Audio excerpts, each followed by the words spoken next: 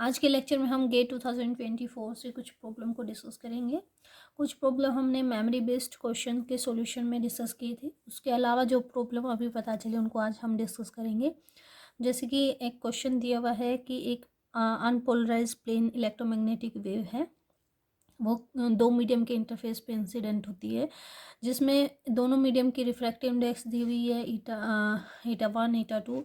और ये कहा गया है कि जो एंगल ऑफ इंसिडेंस है थीटा आई, अगर हम कहें वो इसके इक्वल है, तो इनमें से कौन सी स्टेटमेंट जो है ट्रू होगी। तो सेम क्वेश्चन IIT JAM 2024 में भी पूछा गया है, बस इन्होंने थोड़ी सी स्टेटमेंट चेंज कर दी। देखिए, एंगल ऑफ इंसिडेंस हमें क्या दिया गया है, this angle is tangent of eta 2/ईटा 1, टेंजेंट इनवर्स। ये हमें कहाँ पे मिलता है? अगर आपको एक फिनोमेना ध्यान हो कि अगर आपके पास दो मीडियम है और एक रे आप इंसिडेंट करें और एंगल ऑफ इंसिडेंस अगर ब्रेविस्टर एंगल के इक्वल हो, तो कुछ पोर्शन क्या हो रहा है, उसका रिफ्लेक्ट हो रहा है और एक पोर्शन क्या हो रहा है, ट्रांसमिट हो रहा है। अगर आपके यहाँ पे रे जो है अनपोलराइज्ड हो, ठीक है, रे अनपोलराइज हो और इंसिडेंट एंगल ब्रेविस्टर एंगल के इक्वल हो, तो जो रिफ्लेक्टेड रे होगी वो प्योरली प्लेन पोलराइज्ड लाइट आपको मिलती है और यहाँ पे पार्शली पोलराइज्ड लाइट आपको मिलती है। तो यहाँ पे देखिए, जो इंटरफेस है वो ये, ठीक है, और जो जिस डायरेक्शन में पोलराइजेशन होता है वो क्या है, जो इंसिडेंट आपका या फिर कहें जो प्लेन ऑफ इंसिडेंस है, जो कि ये पेज है, उसके परपेंडिकुलर डायरेक्शन में क्या हो रहा है, पोलराइजेशन हो रहा है। तो ब्रेविस्टर एंगल की डेफिनेशन क्या होती है कि इस एंगल पे रिफ्लेक्टेड रे और ट्रांसमिटेड रे के बीच का जो एंगल होता है वो कितना होता है, 90 डिग्री का होता है। IIT JAM 2024 में ये एंगल पूछा हुआ था विच इज़ 90 डिग्री। यहाँ पे इन्होंने पूछ लिया है कि ये जो पोलराइज्ड लाइट होगी वो कैसे पोलराइज्ड होगी, कौन से प्लेन में पोलराइज्ड होगी। तो यहाँ से देखिए ये डेफिनेशन कैसे बनती है थीटा आई। तो स्नेल्स लॉ आपको पता है कि जो sine theta incident over sine theta transmitted जो होता है वो ईटा 2/ईटा 1 के इक्वल होता है, 1 के इक्वल होता है। तो यहाँ से लिख सकते हैं sine theta i over sine theta transmitted angle, ये एंगल है, और ये एंगल किसके इक्वल होगा, 180 डिग्री। जो है, अगर आप टोटल 180 डिग्री में से ये वाला एंगल को सब्ट्रैक्ट कर दे, ये हमारा हो गया theta r reflected plus 90 degree. तो आप लिख सकते हैं 180 डिग्री में से हमने एक तो 90 डिग्री माइनस कर दिया, एक थीटा आर माइनस कर दिया, वो ईटा 2/ईटा 1 के इक्वल है। तो ये आ गई sine of theta i over sine of 90 minus theta r, क्योंकि आपको पता है थीटा आई जो थीटा आर होते हैं वो सेम होते हैं। तो ये आ गया आपका क्या है, थीटा आई ही लिख सकते हैं, वो क्या आ गया ईटा 2/ईटा 1। तो नीचे वाली टर्म क्या बन जाएगी, sine of theta i divided by cosine of theta i, ये आ गया ईटा 2/ईटा 1। तो यहाँ से क्या आ जाएगा, tangent theta i is equal to इसके इक्वल आ गया, ठीक है।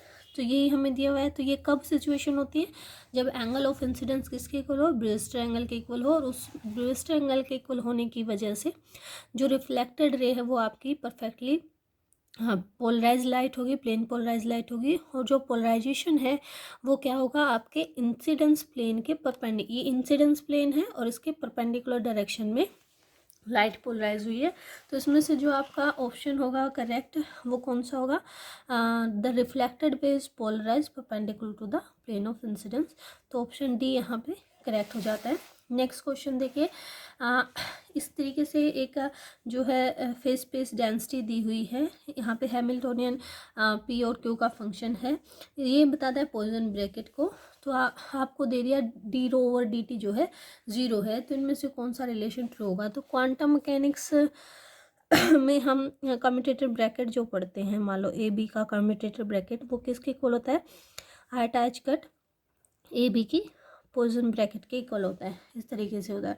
तो आपने क्वांटम मैकेनिक्स में एक रिलेशन पढ़ा है कि किसी भी ऑपरेटर का डेरिवेटिव करें अगर आप, वो किसके इक्वल होता है, 1/आयटा h cut average of commutator of A H plus curly A over करली टी। ठीक है।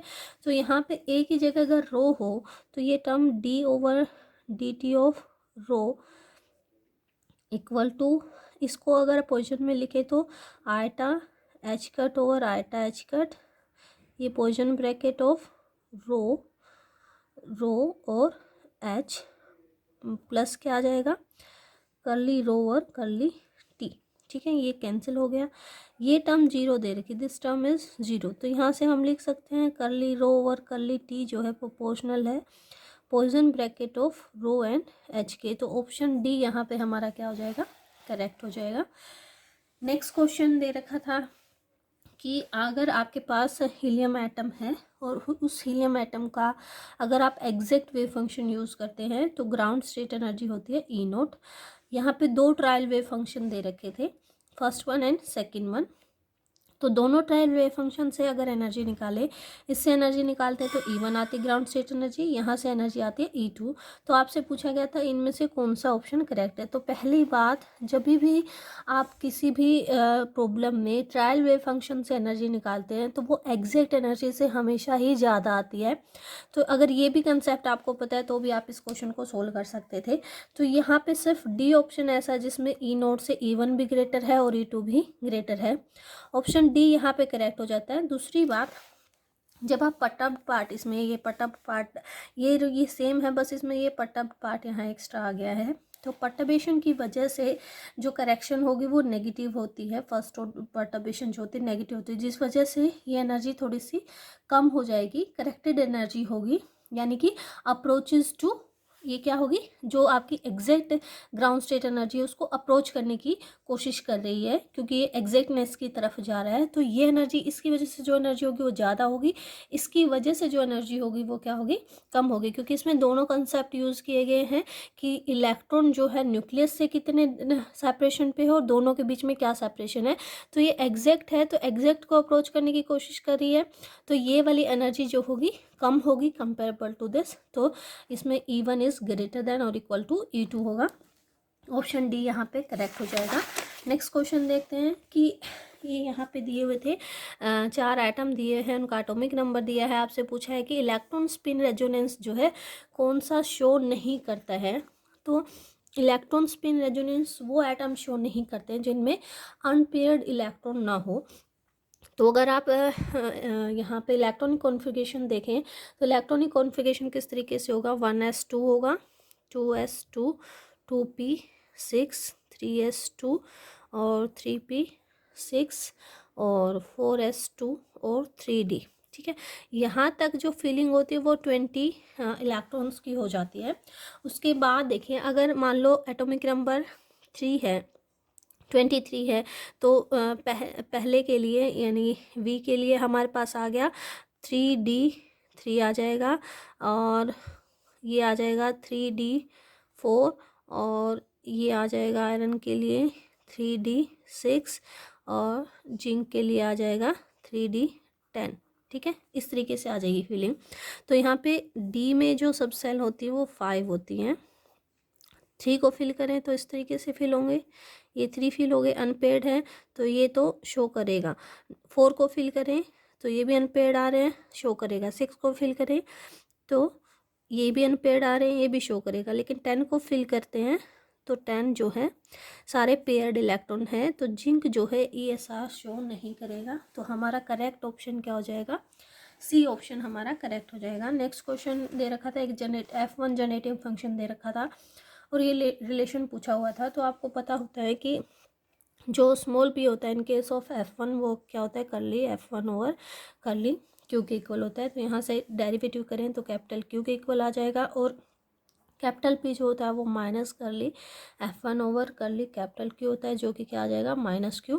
अगर इन दोनों को डिवाइड करें तो P ओवर कैपिटल P क्या आ जाएगा हमारे पास, minus capital Q over small q। तो यहाँ से अगर ऑप्शन देखें तो हमारा ऑप्शन डी यहाँ पे करेक्ट हो जाएगा। नेक्स्ट क्वेश्चन था कि दो मैट्रिक्स हैं P और Q, इनमें से कौन सी जो है स्टेटमेंट ट्रू है। तो पहली बात तो कम्यूटेटर का क्या मतलब होता है, जब P Q is equal to क्या हो जाए, क्यू पी हो जाए तो वो क्या होगा, कम्यूटेटर होंगे एक दूसरे के। तो यहाँ पे देखिए पी तो कोई भी मैट्रिक्स है, क्यू क्या है, एक आइडेंटिटी मैट्रिक्स है। तो किसी भी मैट्रिक्स को आइडेंटिटी मैट्रिक्स से मल्टीप्लाई करते तो सेम ही रहता है। तो पी क्यू क्या है, पी के इक्वल है, और क्यू पी भी क्या है, पी के इक्वल है। तो दोनों इक्वल हैं, इक्वल है तो क्या कहेंगे हम, पी और क्यू क्या कर रहे हैं, एक दूसरे के साथ कम्यूट कर रहे हैं। एक और यहाँ पे रिलेशन होता है, अगर कोई भी दो ऑपरेटर या कोई भी दो मैट्रिक्स कम्यूट कर रही है तो उनकी आइगन वैल्यूज़ जो होंगी वो सेम सेट होगा उनके आइगन वैल्यूज़ का। तो इस वजह से जो आपका ऑप्शन बी है वो भी यहाँ पे करेक्ट हो जाता है कि कम्यूट करने की वजह से उनके पास same set of eigenvalues होगा। नेक्स्ट क्वेश्चन जो था वो था आपका स्टैट से, एक एंसेंबल दिया हुआ पार्टीशन फंक्शन उन्होंने दे दिया इस तरीके से, और आपसे ये रिलेशन पूछा है कि ये रिलेशन किसके इक्वल होगा। यहाँ कुछ न्यूमेरिकल वैल्यू दी हुई है कि नंबर डेंसिटी इसके इक्वल है इस तरीके से। तो आपको पता होना चाहिए कि जो एफ एनर्जी की वैल्यू होगी वो होती है माइनस के टी एल एन, जो भी हमारा पार्टीशन फंक्शन होगा उसके इक्वल। तो ये फॉर्मूला अगर लगाए, एफ इज इक्वल टू क्या आ जाएगा, माइनस के T L N of 1/n और v ओवर लैम्डा क्यूब की पावर n। ठीक है, बार बार लैम्डा टी नहीं लिखेंगे, अंडरस्टूड रहेगा कि वो टेम्परेचर का फंक्शन है। तो इसको मैं सोल्व करके ऐसे लिख सकती हूँ, दिस टर्म इज माइनस के टी एल एन 1/n और माइनस के टी, अच्छा जो पावर है वो सिर्फ इसकी है, n फैक्टर की नहीं है, L N V over lambda cube raise to power n, इस तरीके से लिखा जा सकता है। तो इस टर्म को हम लिख सकते हैं K T L N N factorial और माइनस के T N L N V over lambda cube, ऐसा लिख दिया। और ये रिलेशन उन्होंने ऑलरेडी दे रखा था कि एल एन एन फैक्टोरियल जो होगा एन एल एन और इसके इक्वल होगा, तो ये यूज़ कर लेते हैं। This term is K T N L N N minus के टी एन माइनस के T N L N B over lambda cube के इक्वल होगा।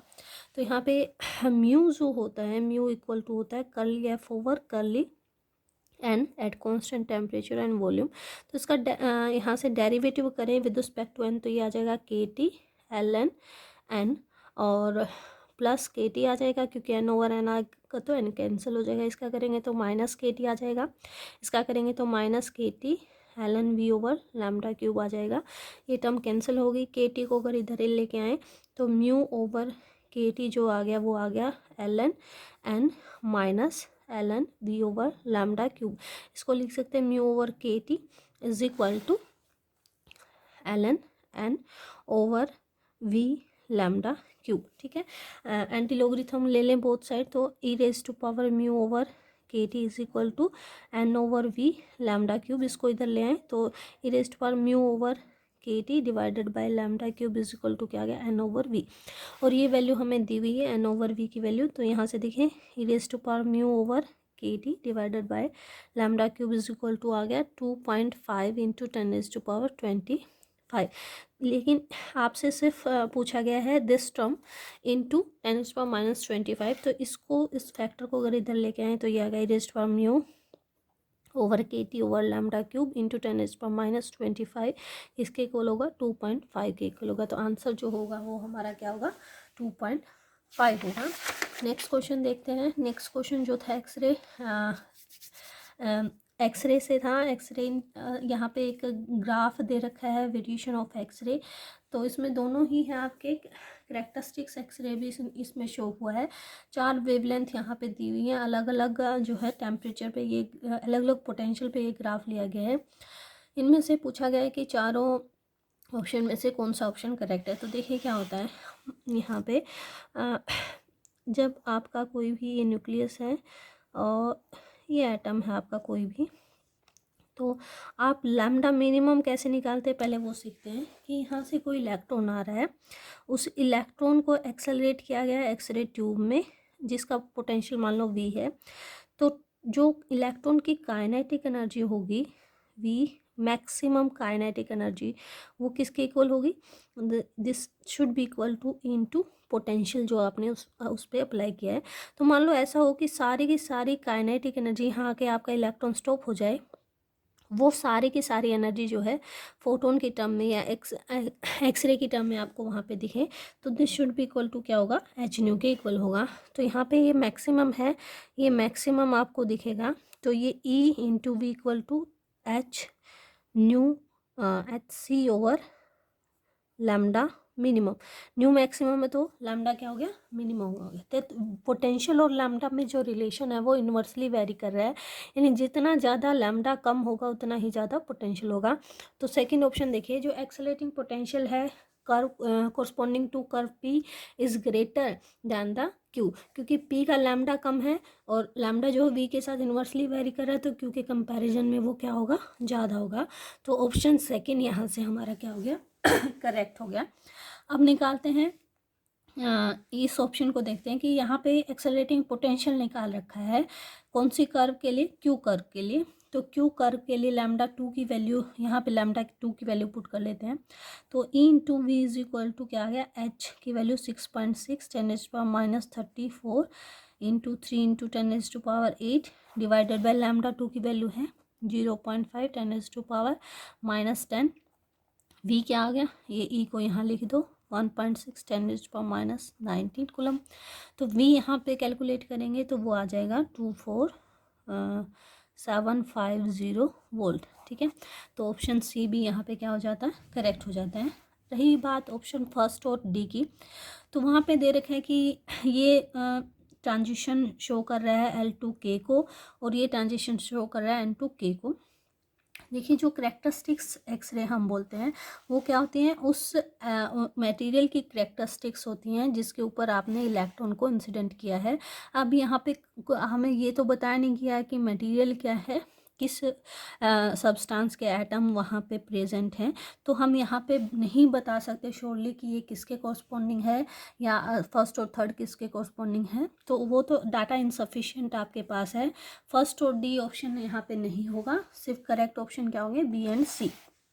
नेक्स्ट क्वेश्चन देखते हैं कि एक नॉन रिलेटिविस्टिक हैमिल्टोनियन इस तरीके से दिया हुआ है, हाइड्रोजन एटम प्रॉब्लम का है ये, उसमें करेक्शन कर दे स्पिन ऑर्बिट जो इंटरेक्शन होती है उसकी वजह से एल डॉट एस। तो इनमें से क्या स्टेटमेंट सही है वो पूछा गया है।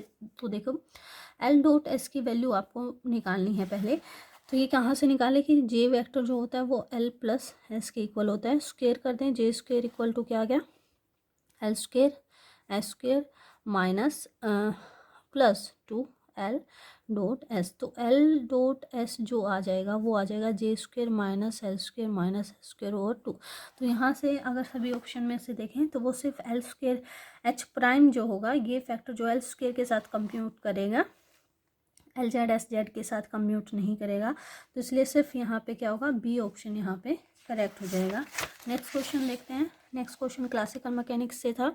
लैग्रेंजियन दिया हुआ है कि M X dot Y dot minus M omega naught square X Y है, और आपसे पूछा गया है कि कैनोनिकल इक्वेशन ऑफ मोशन क्या क्या होंगी। तो हमें पता है कि अगर लैग्रेंजियन दिया है तो वहाँ से हम पी एक्स निकाल सकते हैं जो कि क्या होगा, करली एल ओवर करली एक्स डॉट होगा, और पी वाई भी निकाल सकते हैं जो कि curly L over curly Y dot होगा। तो यहाँ से पी एक्स पी वाई निकालें तो ये टर्म क्या आ जाएंगी, एम वाई डॉट, और ये टर्म क्या आ जाएगी, पी वाई, ये पी एक्स इक्वल टू आ जाएगा एम एक्स डॉट। तो यहाँ से एक रिलेशन तो हो गया कि एक्स डॉट जो होगा पी एक्स ओवर एम होगा, और वाई डॉट वाई डॉट जो होगा पी एक्स ओवर एम होगा, और एक्स डॉट जो होगा पी वाई ओवर एम होगा। तो दो रिलेशन तो हमारे पास आ गए। बची दो रिलेशन को आप हैमिल्टोनियन से सोल्व करेंगे। हैमिल्टोनियन किसके इक्वल होगा, summation of Q dot P minus L के। तो यहाँ से क्या आ जाएगा आपके पास, X dot P X plus Y dot P Y minus L क्या है, M X dot Y dot minus minus plus M omega naught square X Y. यहाँ पे एक्स डॉट और वाई डॉट की वैल्यू पुट कर देंगे तो ये टर्म आ जाएगी, एक्स डॉट की वैल्यू क्या है, P Y P X over M, यहाँ से आ जाएगा P X P Y over M minus M into ये आ गया P X P Y over M square plus M omega naught square X Y. ठीक है, ये एक टर्म कैंसिल हो जाएगी यहाँ से, तो ये सिर्फ क्या बचेगा, P X P Y over M plus M omega naught square X Y. तो यहाँ से देखिए पी एक्स डॉट किसके इक्वल होगा, minus curly H over कर ली एक्स की, जो कि इक्वल आ जाएगा minus M omega naught square Y के, और जो आपका पी वाई डॉट होगा वो इक्वल टू होगा minus H curly H over कर ली वाई के, जो कि इक्वल आ जाएगा minus M omega naught square X के। तो ये ऑप्शन देखिए किसमें करेक्ट है कि एक्स डॉट पी, ये ठीक है, और पी एक्स डॉट जो है, हाँ, तो ये ऑप्शन हमारा ऑप्शन बी यहाँ पे करेक्ट हो जाएगा। नेक्स्ट क्वेश्चन देखते हैं, क्वांटम मैकेनिक्स से आया है। इस तरीके से पोटेंशियल डिफाइन है और आपको 4 यहाँ पे फिगर दिए गए हैं। इनमें से ग्राउंड स्टेट, बेसिकली तो ग्राउंड स्टेट एनर्जी ही है रिलेशन में है ऑप्शन में। एक जो है फर्स्ट एक्साइटेड स्टेट एनर्जी भी है जो आर ग्राफ है। तो देखिए पहली बात तो यहाँ पे जो एक्स लेस देन और इक्वल टू 0 पे पोटेंशियल जो है इन्फानाइट है, तो यहाँ पे वेव फंक्शन के सिर्फ वही वैल्यू पॉसिबल होंगे जो वेव फंक्शन आपका क्या हो, एक्स इक्वल टू 0 पे 0 हो। तो आपको अगर यहाँ पे ध्यान हो, हार्मोनिक ऑसिलेटर में जो वेव फंक्शन आपका आता है उसमें वेव फंक्शन साई नोट जो होता है वो 0 नहीं होता है एक्स इक्वल टू 0 पे, सिर्फ ओड वैल्यू 0 होती है, यानी साई 1 साई 3 0 होगा और साई जो है 5 0 होगा। तो वेव एन की जो वैल्यू पॉसिबल होंगी सिर्फ 1 3 5 एंड सो ऑन पॉसिबल होंगे। तो यहाँ पे एनर्जी जो आ जाती है किसी भी nth लेवल की वो क्या आती है, n plus half H cut omega, ठीक है, ये आती है। अब यहाँ पे n की पॉसिबल वैल्यू क्या होंगी, 1 3 और 5 एंड सो। तो ग्राउंड स्टेट एनर्जी की अगर बात करें तो ई नोट तो क्या आ जाएगी, n की वैल्यू 1 पुट करेंगे तो 3/2 एच कट ओमेगा आ जाएगी, और E1 की अगर बात करें तो n की वैल्यू क्या पुट करेंगे, 3 पुट करेंगे, वो आ जाएगी 7/2 एच कट ओमेगा। तो ये तीनों सभी फिगर के लिए हम निकाल लेते हैं। तो यहाँ से देखिए ग्राउंड स्टेट एनर्जी 4p क्या आ जाएगी, 3/2 एच कट ओमेगा। तो V नोट तो 0 है ही, ठीक है, और ओमेगा की जगह ओमेगा नोट 12 है, यहाँ 12 पुट करेंगे तो ये वैल्यू क्या आ जाएगी, 3/2 एच कट इंटू 12। तो ये कैंसिल हो गया 6, ये आ गई 18 एच कट वैल्यू, ठीक है। अब यहाँ पे देखते हैं, यहाँ पे एक एनर्जी वी नोट है, वी नोट तो है ही, प्लस में क्या आ गई ग्राउंड स्टेट एनर्जी जो कि क्या हो गई 3/2 एच कट ओमेगा की जगह क्या आ गया 12 आ गया। वी नोट कितना है 3 एच कट है, और ये कितना आ गया प्लस 18 एच कट जो कि क्या आ गया 21 एच कट। ये क्या है आपका क्यू की जो है ग्राउंड स्टेट एनर्जी है। नेक्स्ट अगर देखें तो नेक्स्ट जो आपकी वैल्यू होगी इसकी जो ग्राउंड स्टेट एनर्जी होगी वो वी नोट प्लस में क्या आ गई 3/2 एच कट ओमेगा की जगह है 4, तो 2 से 2 कैंसिल 6 आ गई, यहाँ 4 है और 6 यहाँ से आ जाएगा 4 H cut plus 6 H cut जो कि क्या आ जाएगी 10 एच कट जो कि क्या है E0R है। यहाँ ग्राउंड स्टेट एनर्जी अगर देखें तो वो कितनी आ जाएगी, वी नॉट तो 0 है, वो आ जाएगी 3/2 एच कट इंटू 14, ये 21 एच कट जो कि क्या है E0 ऑफ, ये हमारा फिगर हो गया एस का, E0 ऑफ एस, ये इसके इक्वल आ गया। प्लस आर की E1 भी निकालनी है तो वो क्या है 7/2 H cut omega plus V naught, तो ये आ गई 7/2 एच कट इंटू ओमेगा कितना है 4 है, प्लस वी नोट कितना है 4 एच कट है, तो ये आ गई हमारी 14 + 4, तो ये आ गई 18 एच कट इक्वल टू क्या है E1R, ठीक है। अब यहाँ से रिलेशन देखते हैं। देखिए फर्स्ट ऑप्शन क्या कहता है कि ground state of P and first excited state of R equal है। ग्राउंड स्टेट ऑफ P कितनी आई 18 एच कट, इसकी फर्स्ट एक्साइटेड स्टेट कितनी आई 18 एच कट, तो ये तो ऑप्शन हमारा क्या हो गया करेक्ट हो गया। नेक्स्ट देखते हैं कि ग्राउंड स्टेट ऑफ आर और ground state of Q equal नहीं है। इसकी ग्राउंड स्टेट कितनी है 10 एच कट और इसकी ग्राउंड स्टेट कितनी है 21 एच कट, तो इक्वल नहीं है, करेक्ट है। Ground state of Q, ground state of Q है 21 एच कट और ground state of S equal है दोनों की 21 एच कट है, तो ये ऑप्शन भी हमारा करेक्ट है। नेक्स्ट देखते हैं ग्राउंड स्टेट ऑफ पी जो कि है 18 H cut and ground state of Q जो कि है 21 एच कट इक्वल है, नहीं है इक्वल, तो ये ऑप्शन हमारा करेक्ट नहीं होगा। ऑप्शन A B C यहाँ पे क्या हो जाएंगे करेक्ट ऑप्शन।